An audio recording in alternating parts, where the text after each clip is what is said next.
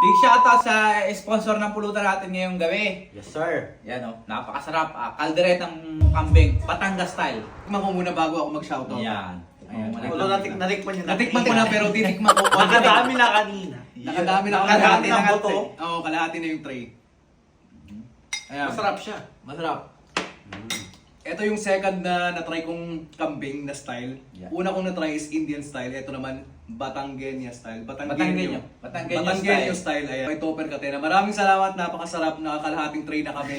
Maraming salamat Siya lang. sa pag-sponsor kay paring Jess. Patuloy ang pagsuporta. Shoutout sa iyo at good luck sa business mo. Yes. Ayan. Tupper Catena, guys. Follow nyo yan sa Facebook o sa kung saan man social media meron sila. Yeah. Pero as yun nakita nyo naman, kalahati na. Sa kanya lang yun. Sa kanya lang yun, guys. Gusto niyo makatikim ng mga kalderetang Batangas, naing na tulingan. Topper Catena is the key. Yan o. Pinadalan tayo ng pampulutan ngayong gabi. Thank you, At thank pinatikim ko kay na sa mga tropa natin, kina Indiano Bisda, kay Paling Roland. Yes. At talaga namang solid ang Solid. kanilang Solid. reaction. Pasado guys.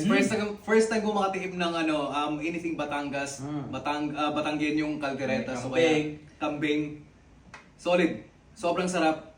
Good luck. Yun lang masabi ko. Bukas ulit. Bukas ulit. Bukas na itong kalahating tray. Yeah. Ayan. Thank you, thank you. Thank you. Alright.